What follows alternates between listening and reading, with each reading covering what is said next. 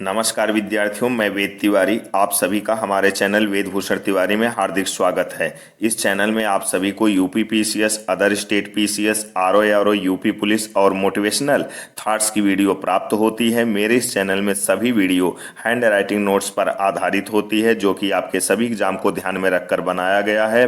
विद्यार्थियों, मैं आप सभी के लिए जीएस के सभी पार्ट्स जैसे इतिहास, भूगोल, संविधान, विज्ञान, अर्थशास्त्र, पारिस्थितिकी एवं पर्यावरण, यूपीजी के करंट अफेयर्स और सीसेट के सभी पार्ट्स जैसे हिंदी, अंग्रेजी, गणित, रीजनिंग, संप्रेषण आदि सभी प्रकार के विषय की फाइल बनाया हूं।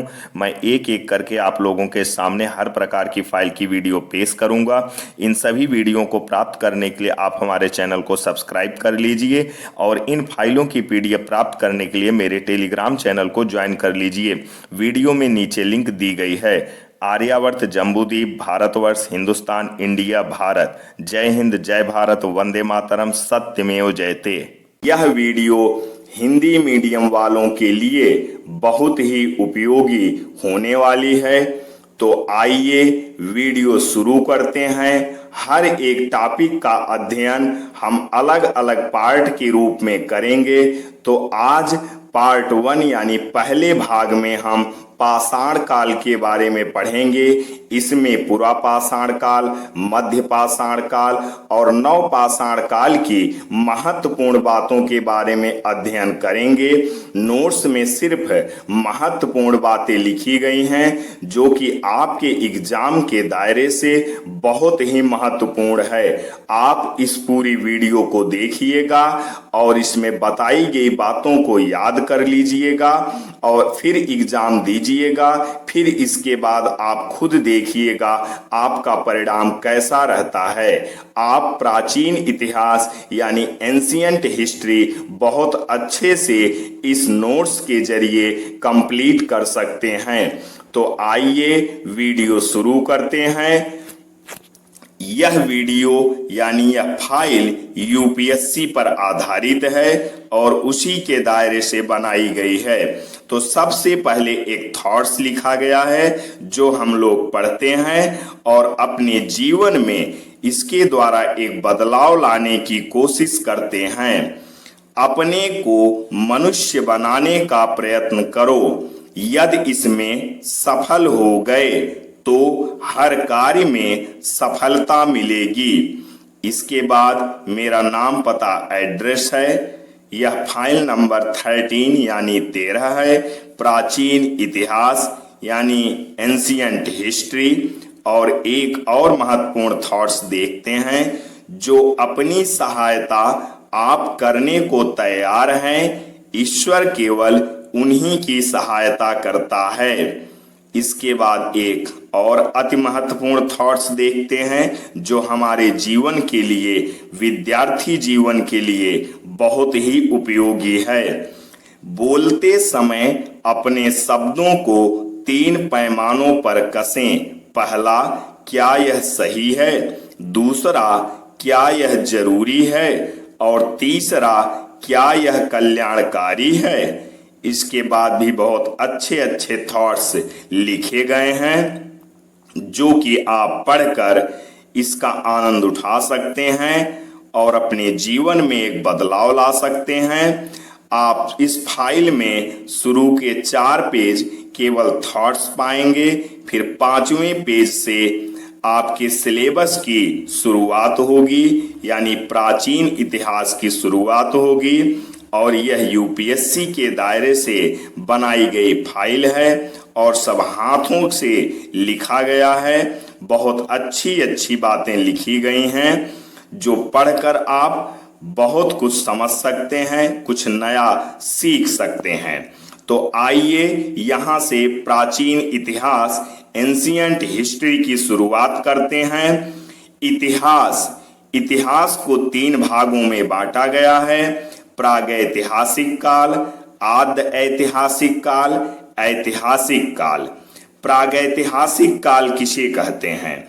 इतिहास की वह काल अवधि जिसके बारे में किसी भी तरह के साक्ष्य उपलब्ध नहीं है, जिसे हम पूर्णतः अनुमान से समझने की कोशिश करते हैं। जैसे पुरापाषाण काल। आद्य ऐतिहासिक काल। आद्य ऐतिहासिक काल किसे कहते हैं? आद्य ऐतिहासिक काल इतिहास की वह काल अवधि है जिसके बारे में लिखित साक्ष्य तो उपलब्ध है परंतु अपठनीय है, अर्थात जिन्हें पढ़ा न जा सके, जैसे सिंधु घाटी सभ्यता।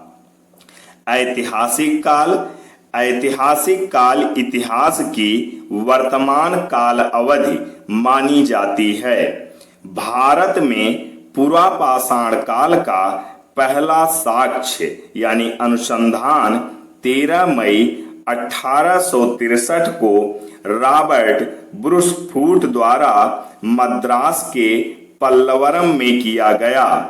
पुरातत्व विभाग मानव संसाधन एवं विकास मंत्रालय के अधीन कार्य करता है। पुरातत्व विभाग की स्थापना 1905 में लॉर्ड कर्जन ने की। 1778 में बेंजामिन फ्रैंकलिन ने मानव को औजार बनाने वाला प्राणी कहा। मानव एक औजार बनाने वाला प्राणी है, यह कथन बेंजामिन फ्रैंकलिन का है। अब प्रागैतिहासिक काल को 3 भागों में बांटा गया है: पुरापाषाण काल, मध्यपाषाण काल, नवपाषाण काल।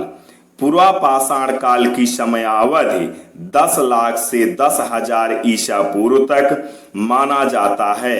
मध्यपाषाण काल की समयावधि 10,000 से 7,000 ईसा पूर्व तक माना जाता है।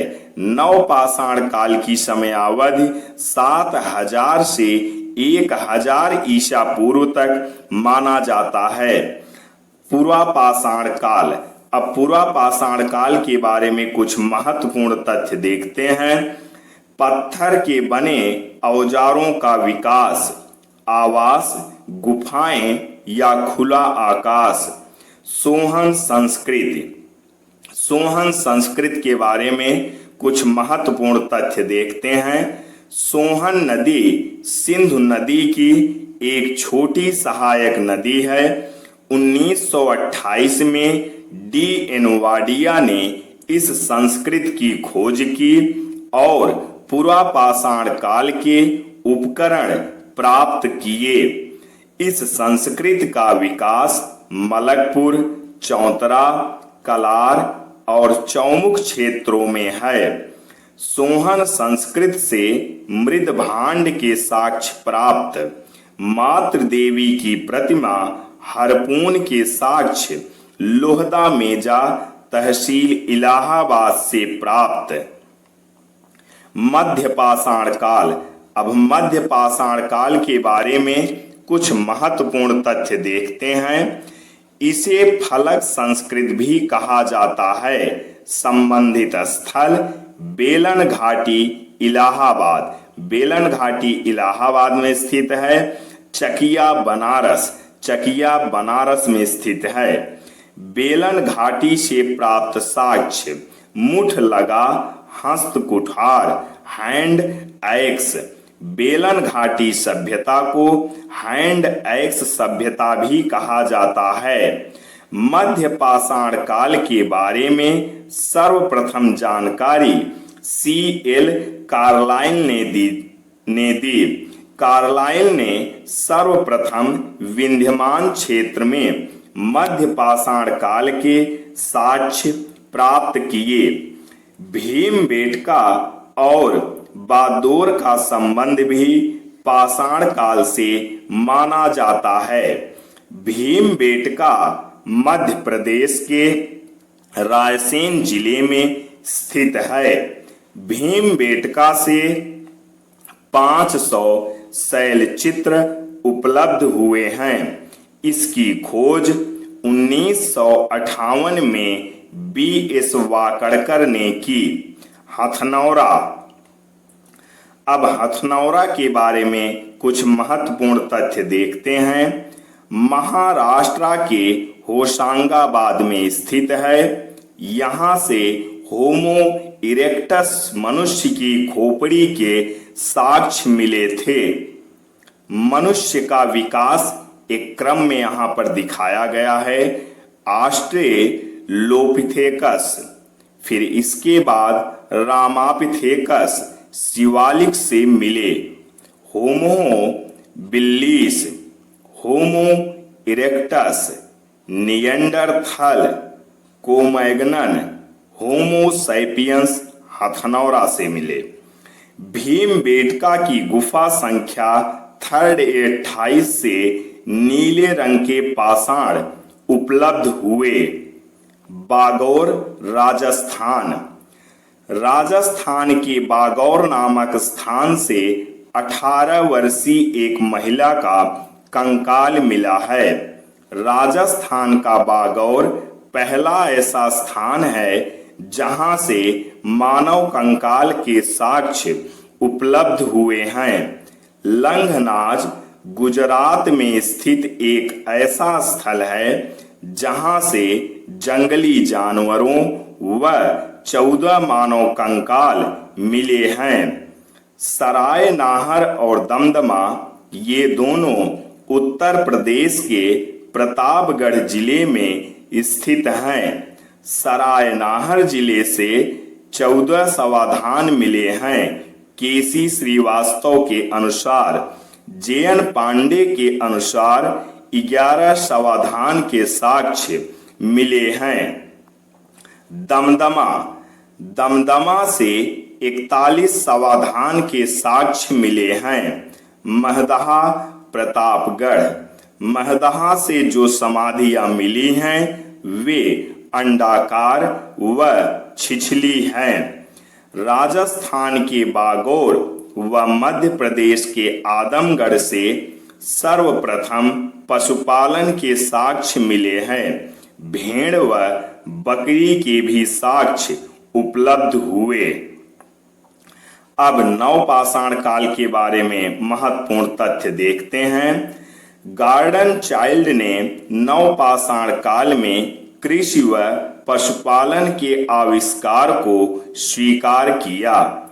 आग का आविष्कार, कृषि का विकास, पशुपालन व पहिए का आविष्कार नवपाषाण काल की महत्वपूर्ण खोज मानी गई।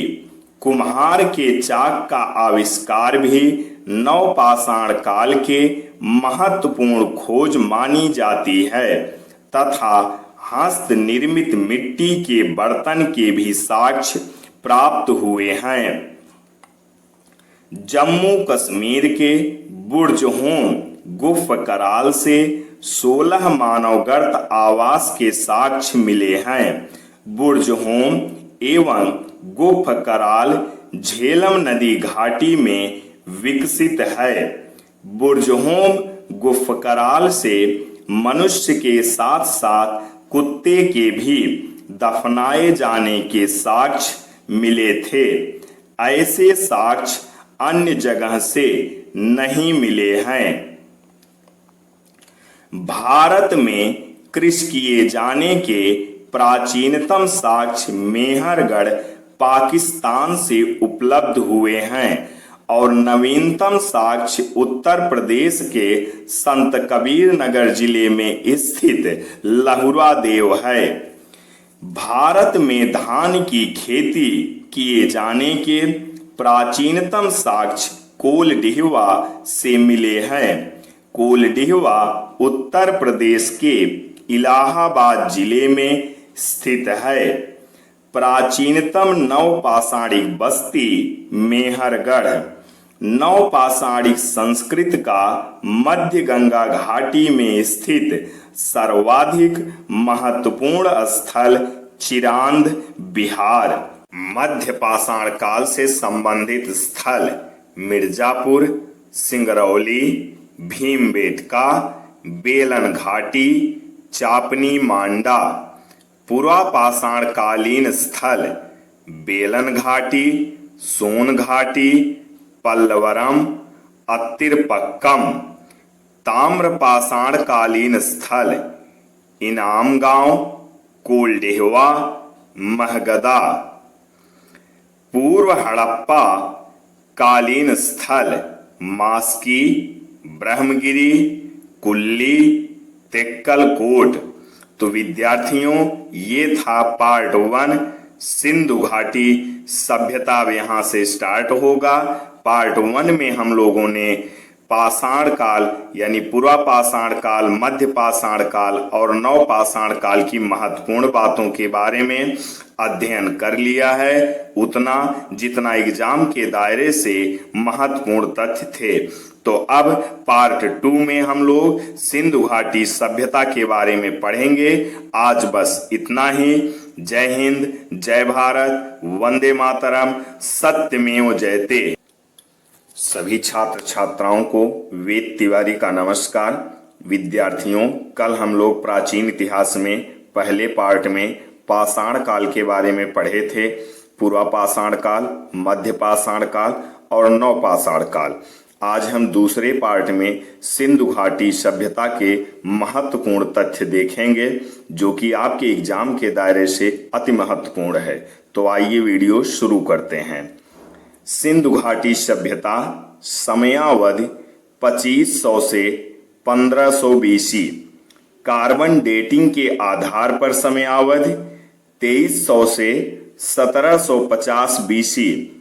सिंधु घाटी सभ्यता का सर्वाधिक प्रामाणिक व एकमात्र स्रोत पुरातात्विक खुदाई हड़प्पा टीले की जानकारी सर्वप्रथम चार्ल्स मैसन ने उपलब्ध कराई 1826 में। लाहौर से कराची तक रेलवे लाइन बिछाने के समय हड़प्पा टीलों की खुदाई आरंभ हुई। जॉन विलियम ब्रंटन को कुछ चीजें खुदाई से मिले, उसे उसने अलेक्जेंडर कनिंघम को सौंप दी। अलेक्जेंडर कनिंघम हड़प्पा सभ्यता के महत्व को समझ नहीं सका। भारतीय पुरातत्व एवं सर्वेक्षण विभाग सर्वेयर अलेक्जेंडर कनिंघम, भारतीय पुरातत्व एवं सर्वेक्षण विभाग महानिदेशक सर जॉन मार्शल 1921 में सर्वप्रथम हड़प्पा की खोज दयाराम साहनी द्वारा की गई। सिंधु घाटी सभ्यता का पहला शहर हड़प्पा। हड़प्पा की खोज पहले किए जाने के कारण सिंधु सभ्यता को हड़प्पा सभ्यता भी कहा जाता है। 1922 में राखालदास बनर्जी ने मोहनजोदड़ो की खोज की। सिंधु घाटी सभ्यता के प्रमुख शहर हड़प्पा, मोहनजोदड़ो। सिंधु घाटी सभ्यता की खोज करने का श्रेय दयाराम साहनी व राखालदास बनर्जी को दिया जाता है। 1924 में सर जॉन मार्शल ने सिंधु घाटी सभ्यता की विधिवत घोषणा कर दी। सिंधु घाटी सभ्यता को कांस्ययुगीन सभ्यता या ताम्रयुगीन संस्कृत भी कहा जाता है। सिंधु घाटी सभ्यता के लोग लौह धातु से परिचित नहीं थे। हड़प्पा की खोज 1921 में हड़प्पा के उत्खननकर्ता दयाराम साहनी, हड़प्पा साहिवाल जिला मांटगोमरी पाकिस्तान में है। हड़प्पा रावी नदी के बाएं किनारे पर स्थित है। हड़प्पा में उत्खनन से प्राप्त वस्तुएं पश्चिम में दुर्ग टीला, पूर्व में नगर टीला, समाधि R37, कब्रिस्तान H सबसे पहले हड़प्पा से मिले। 12 धान्य कोठार 6-6 की लाइनों की पंक्तियों में यह हड़प्पा से मिला। ओखली के साक्ष्य, श्रमिक आवास के साक्ष्य, गेहूं और जौ के साक्ष्य। मोहनजोदड़ो सिंधु घाटी सभ्यता का दूसरा खोजा गया स्थल है। मोहनजोदड़ो की खोज 1922 में राखालदास बनर्जी ने की थी। मोहनजोदड़ो लरकाना, पाकिस्तान, सिंधु नदी के दाएं किनारे स्थित है। मोहनजोदड़ो के उत्खनन से प्राप्त वस्तुएं। मोहनजोदड़ो को मृतकों का टीला कहा गया। ऐसा अनुमान लगाया गया कि मोहनजोदड़ो 7 बार बसा और 7 बार उजाड़ा गया। पकी हुई ईंटों से निर्मित भवन के साक्ष्य, सूती एवं ऊनी कपड़ों के अवशेष, वृहद स्नानागार, विशाल स्नानागार 12 मीटर लंबा गुणे 7 मीटर चौड़ा, उत्तर एवं दक्षिण दोनों दिशाओं में सीढ़ियां, सर्वप्रथम कुएं के साक्ष्य, अन्नागार के साक्ष्य, मोहनजोदड़ो की सबसे बड़ी इमारत, नर्तकी की कांस्य प्रतिमा, त्रिमुखी योगी की प्रतिमा, त्रिमुखी योगी की प्रतिमा के दाहिनी ओर हाथी व्याघ्र यानी शेर, बाईं ओर गैंडा भैंसा तथा नीचे 2 हिरन, कुवड़े वाले बैल के त्रितांक वाली मोहर, सीप निर्मित पैमाना। चनहुदड़ो। चनहुदड़ो सिंधु नदी के किनारे स्थित है। चनहुदड़ो की खोज 1931 NG मजूमदार, लेकिन 1935 में चार्ल्स मैके ने इसका व्यापक उत्खनन करवाया। साक्ष्य, लिपस्टिक के साक्ष्य, मनके बनाने के कारखाने के साक्ष्य, सिंधु सभ्यता का एकमात्र स्थल जहां से वक्राकार ईंटें मिली हैं। चनहुदड़ो एकमात्र ऐसा स्थल जो दुर्गीकृत नहीं था। सुरमा, उस्तरा, कंघा के साक्ष्य। सुतका गेनडोर। सुतका गेनडोर दाश्क नदी के किनारे स्थित है। हड़प्पा सभ्यता का सबसे पश्चिमी छोर। खोज 1927। उत्खननकर्ता RL स्टाइन। उत्खनन से प्राप्त वस्तुएं, मिट्टी की चूड़ियां, ताम्र निर्मित वाड़ाग्र। हड़प्पा संस्कृति। पश्चिमी छोर सुतका गेनडोर बलूचिस्तान, पूर्वी छोर आलमगीरपुर मेरठ, उत्तरी छोर मांडा जम्मू कश्मीर, दक्षिणी छोर दायमाबाद महाराष्ट्र। कुल क्षेत्रफल 12,50,000 वर्ग किलोमीटर। रोपड़ स्वतंत्रता के बाद पहला स्थल जहां उत्खनन आरंभ किया गया। यह सतलज नदी के किनारे स्थित है। इसकी खोज 1950 बीबी लाल। एक कब्र में मानव के साथ कुत्ते के भी दफनाए जाने के साक्ष्य। रोपड़ से कुल्हाड़ी के भी साक्ष्य मिले। बनावली हरियाणा राज्य के जिंद जिले में स्थित यह घग्गर नदी के किनारे स्थित है। यहाँ से धोवन पात्र वाश बेसिन मिला है। मिट्टी का बना हल प्राप्त हुआ।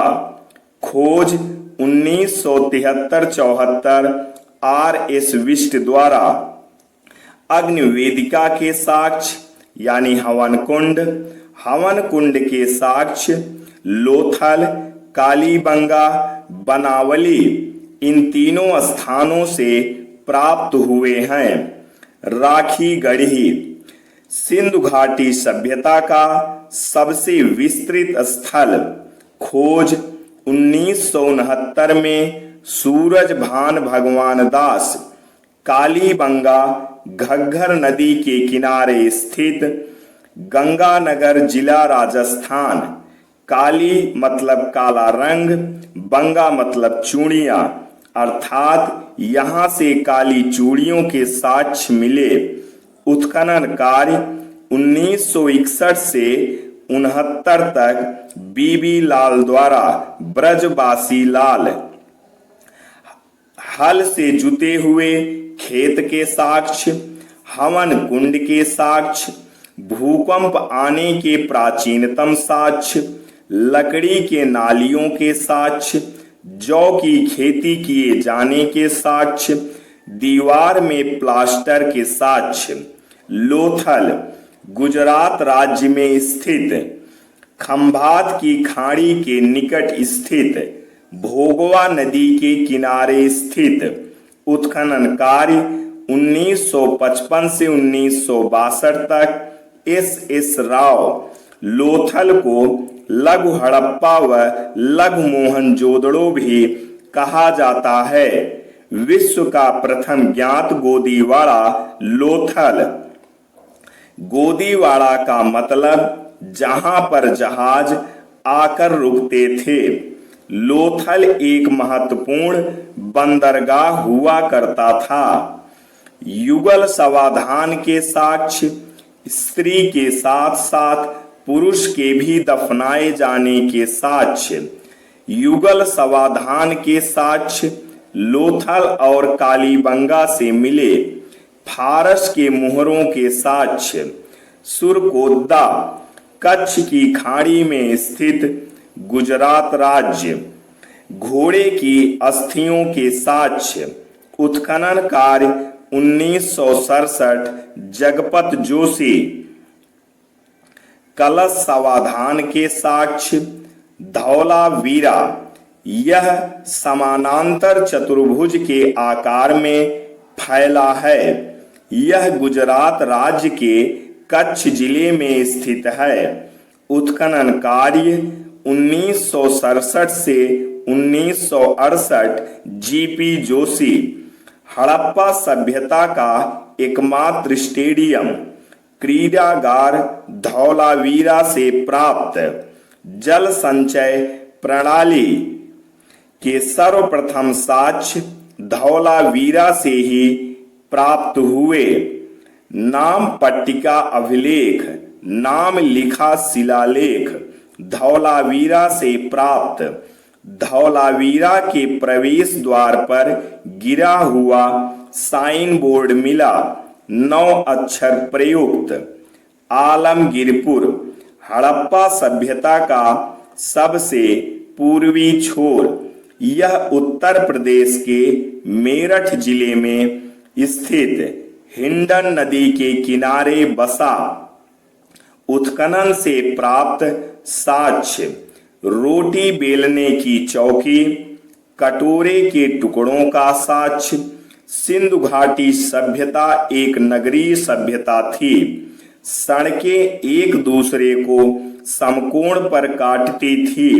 सड़कों की पद्धति को ऑक्सफोर्ड सर्कस पद्धति कहा जाता था।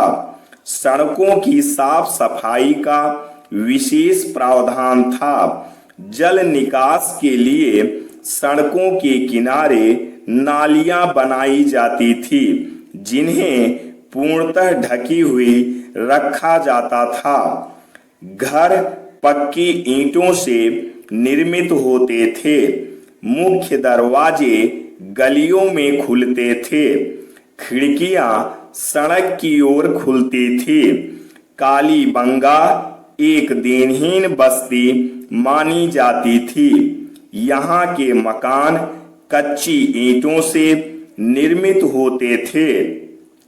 सिंधु सभ्यता का मुख्य उद्यम व्यापार, कृषि। कुल 9 फसलों के उगाए जाने के साक्ष्य मिले। सिंचाई के साधन जलाशय, कुएं। मुद्राएं टेराकोटा की बनी होती थी। मोहरें शेलखड़ी की बनी होती थी। व्यापारिक संबंध। सिंधु सभ्यता के लोगों का व्यापारिक संबंध सीरिया, बेबीलोन, मेसोपोटामिया, मिस्र, फारस, पश्चिमी एशिया आदि देशों से भी थी। सिंधु घाटी सभ्यता में सर्वाधिक पूजा मातृ देवी की होती थी।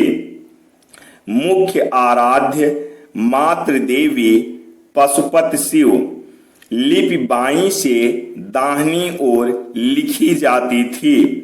इसे हंटर ने भाव चित्रात्मक लिपि कहा। इसे कीलाकार लिपि भी कहा गया। इसमें लगभग 400 से 500 अक्षर हुआ करते थे। यह लिपि अपठनीय है। हड़प्पा सभ्यता में खुदाई से लगभग 2500 से अधिक मुहरें प्राप्त हुई हैं। हड़प्पा सभ्यता में घनाकार बाट प्रयोग किए जाते थे। हड़प्पा सभ्यता के लोग द्रविड़ जाति के थे। कुड़ाल से चांदी का मुकुट प्राप्त हुआ। चांदी का साक्ष्य सर्वप्रथम हड़प्पा से मिला। पतन के कारण अर्नेस्ट मैके व जॉन मार्शल के अनुसार हड़प्पा सभ्यता का विनाश सिंधु नदी में बाढ़ के कारण हुआ। मार्टिमर व्हीलर के अनुसार हड़प्पा सभ्यता का पतन आर्यों के आक्रमण के कारण हुआ। ऑनेल स्टील के अनुसार हड़प्पा सभ्यता का पतन जलवायु परिवर्तन के कारण हुआ। KUR कैनेडी के अनुसार हड़प्पा सभ्यता का पतन महामारी से हुआ। तो विद्यार्थियों, ये था हड़प्पा सभ्यता या सिंधु घाटी सभ्यता का महत्वपूर्ण तथ्य जो कि अभी आप लोग